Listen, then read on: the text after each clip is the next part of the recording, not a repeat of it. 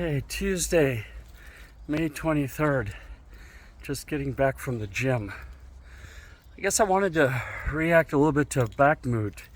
And I'm in YouTube, you can see my comments, my very pro-Ukrainian, pro-American comments about things. And I don't know if you see me on Reddit too. I'm there, stirring things up.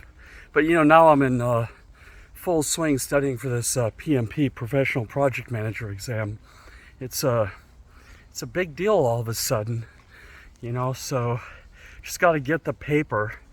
And it's my understanding you just work through a lot of, you read up all the theories. There's this couple books you read and you try to outline them as you read them, just catch all the words and everything and the pragmas and the concepts. They use a lot of their own vocabulary, like what do they call agile? They call it I don't know, they call it something adaptive, and then they call waterfall predictive. So it's just, once you know these words, I think you can get 25% of the exam right there. Then you do practice exams, and learn how they think, so you have to imagine yourself as this person working in a company who's very politically correct and follows the procedure. You handle the problem yourself as much as you can without creating too much conflict or confrontation, or you manage the conflict and confrontation, then you escalate. So there's this, they've gone away from memorization to, logic, which is good. I think it's actually quite a good course, actually. It's more heavy than the Google Project Manager course I took last year.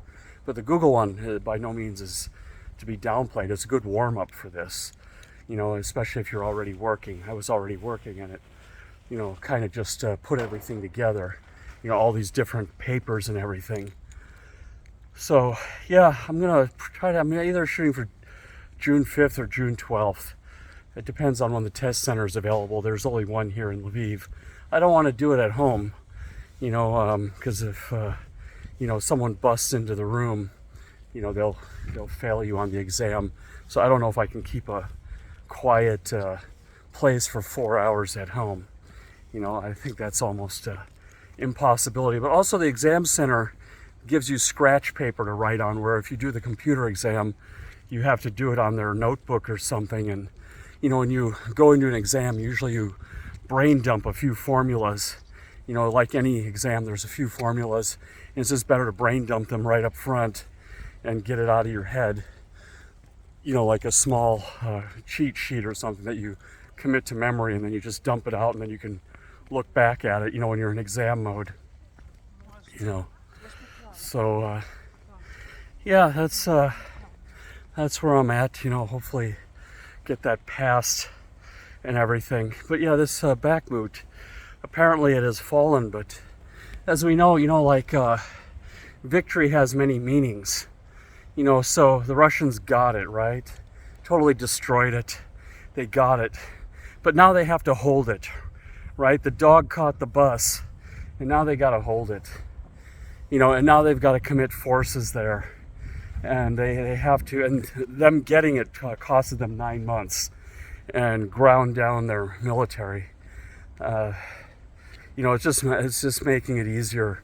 I hope I hope the Americans are contemplating an invasion of Kaliningrad and Transnistria.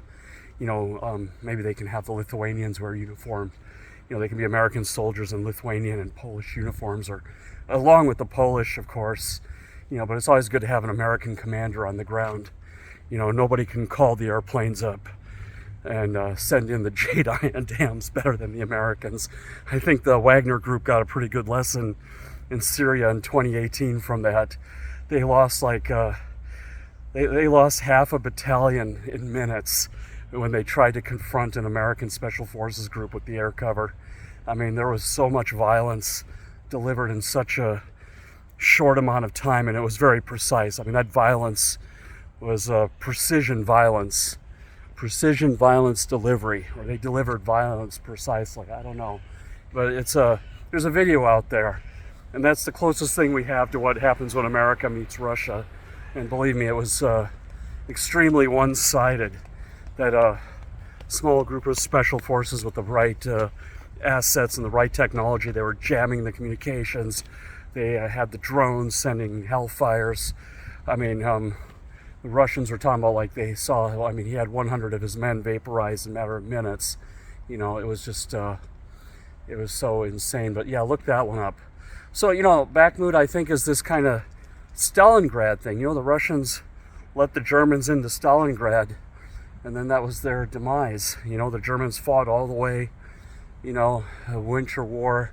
They were quote unquote winning, and then everything turned around on them, you know, because they had, in the process of winning, they exhausted themselves. And I think that's what is happening here in Bakhmut. The Russians are really exhausting themselves. I mean, it wasn't a decisive win. I mean, there's stuff in the news like Zelensky says, you know, whatever, you know. But I mean, I'm watching CNN, BBC, the British analysts. I'm kind of going on what they say. But I don't think by any means, like, you know, the Russians might be occupying it, but I don't think it has, quote unquote, fallen in the sense that they've surrendered and, you know, they're all ready to assimilate and become Russians. I don't think that's going to happen ever. You know, I think I think now what's going to happen is they are handing over. So this Wagner group, which is a little bit better run than the Russian army, is handing over to the Russian army. And I think there's going to be part 2 of this. It's going to be a pretty rude awakening. Now the F-16s, they're on the way. And, you know, my feeling is, you know, they're talking about Ukrainians need 6 months to learn this. Really, I think if the people can fly and they understand flight dynamics, and they had experience flying a MiG-29, which I think is probably much harder to fly than an F-16. I mean, Russian fighters were not built for the pilots, you know, as the way the American planes were built. I mean, they were thinking about, you know, how many decisions a pilot has to make and where his eyes are. I mean, American planes are ergonomically designed. So it would be like going from a, you know, analog phone to an iPhone. I mean, yeah, there's going to be a little bit of learning curve and everything, but once they get into that mindset of how to fly an F-16, you know, they go in the simulators and learn the controls and learn how to use the heads-up display. I mean, the Russians have heads-up displays too, but nothing like what the Americans have. I mean, the Russians are way behind on the electronics, you know, so I think that's mostly where their learning curve is going to be.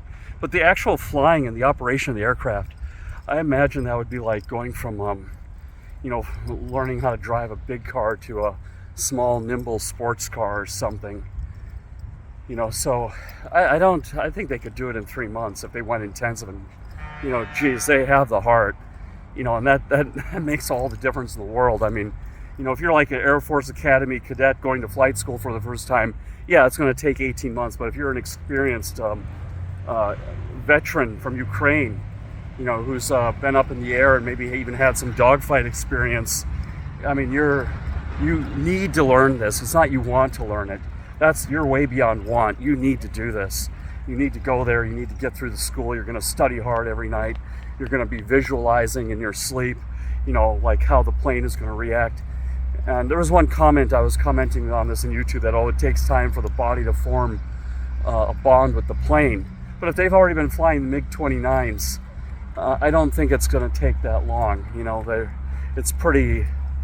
I think it's pretty transferable in my view, that you understand when you do this, the plane does that. There is like this common flight dynamics. This is why like Air Force pilots go and become airline pilots and stuff like that, and they can cross over very quick and they get credit for the flight hours they've done.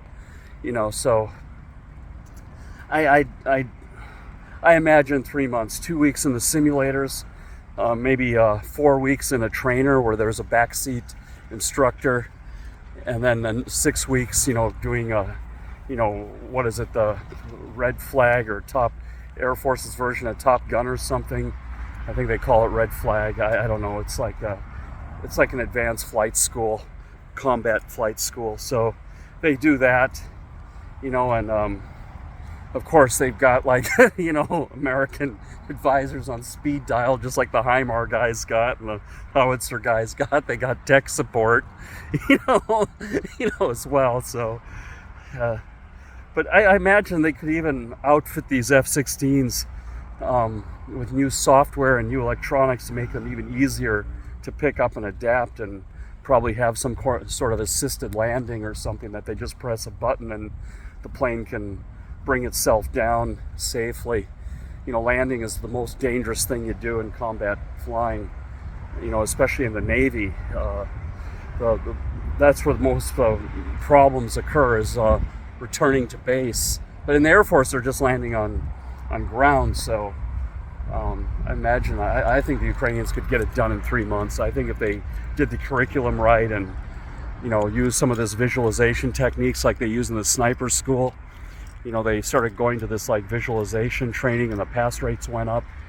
I think there's some teaching technology that could be applied, and I think even, I don't know, if they could have 10 planes up all the time in Ukraine doing patrol on the border, I think that would be enough. So they would need 40 planes, running 6-hour shifts or something.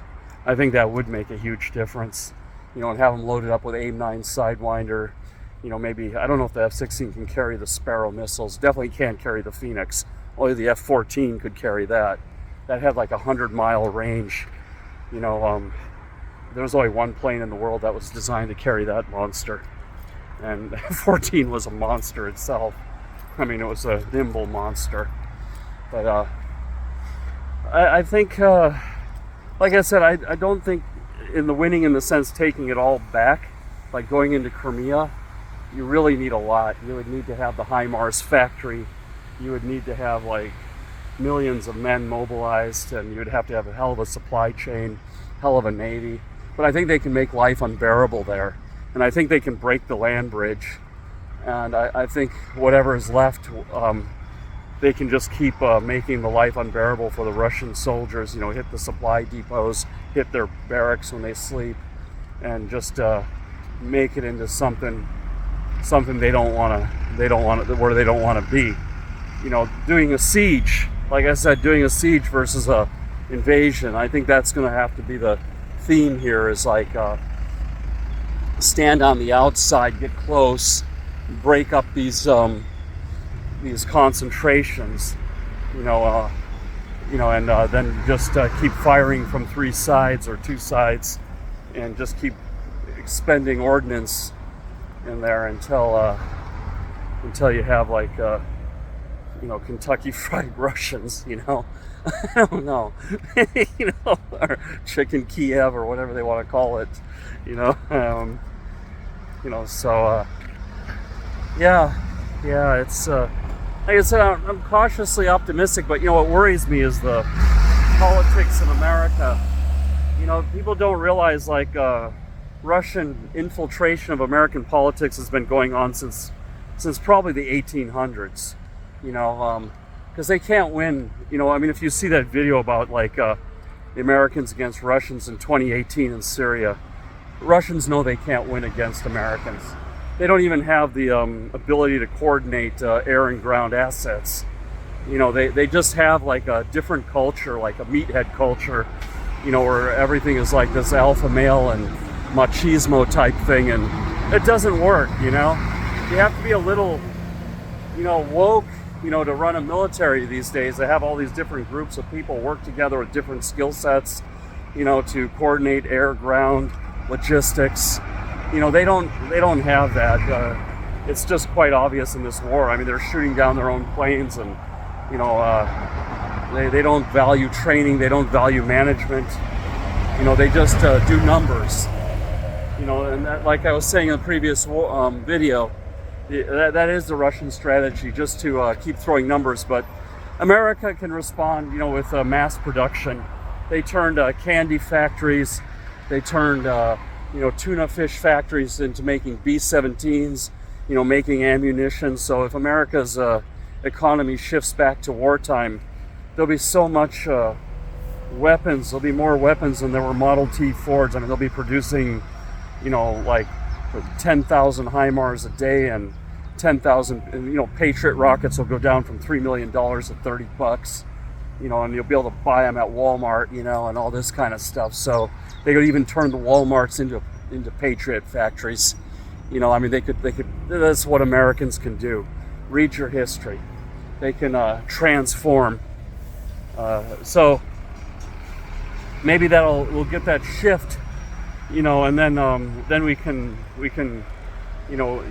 send over the amount of ammunition needed to annihilate every single Russian soldier, if that's the game they want to play. I mean, but the shift will take time, and we need definitely a pro-Ukrainian president reelected in America. And I gave advice to the Democrats how to win that election. Like I said, you gotta kind of ease up on the woke stuff and amp up the patriotism a little bit. America is saving the world. It is something to be proud of. We're not going to apologize for jack shit. Fuck that. Excuse my language. We're America, and like I said, don't eliminate the woke. Just ease up on it. And especially on this thing with the schools. I mean, leave the kids alone, and the beer. Yeah, leave the beer alone too. And everything, and everything else you can, whatever. Have it, your way. But anyway, yeah. So that's where it can go. If we get this re-election, win both houses, and then we can shift the economy into high gear to produce weapons for Ukraine, and even get Ukraine their own factories, and teach Ukrainians how to turn supermarkets into weapons factories, and then whatever, wherever they can, build them underground, and then they can deal with this. And like I said, just make it unbearable. And then it takes some years. It would take some years. We're not talking months. We're talking years. They'll regain those territories, but you have to put in this supply chain infrastructure. You have to put in this production infrastructure, and you basically have to do a whole phase shift in the Western world economy to wartime. And then the weapons will innovate. They'll get better. We're going to learn from all of this continuous improvement. They'll keep getting better. They'll be getting cheaper, more accurate. And then next thing you know, they'll be able to, blow up Red Square, and then they'll make it look like someone left their gas oven on. It was like an accident. They'll have some sort of micro drones or something that can just go and hit the right places in a synchronized time, and they can terrorize Moscow and St. Petersburg, and then force. But this is like this takes some long-term, like, proactive thinking, not this reactionary thing that Zelensky has to go out and beg for weapons and gets a pittance. The West needs to commit to this, and our economy can benefit, because when Russia falls, we can harvest all those resources. And and we have to, we can turn it into East Alaska, or far west Alaska or something. Just put an American flag everywhere there, and they'll be a lot happier. I think every Russian in Russia would love to live in an extended version of America. The Russians who stayed in Alaska, the ones who didn't leave, they became very rich when they found all the gold and oil, and they already owned a lot of the land. There were like 700 Russians, I think, in Alaska when it was bought. So I think we'll teach them that history. But yeah, I think so. That's just my views. I think the Russians were wrong to take Bakhmut, to invest all that energy in there. They really burned themselves out, and now it's time for Act 2. But anyway, take care, and we'll see y'all later.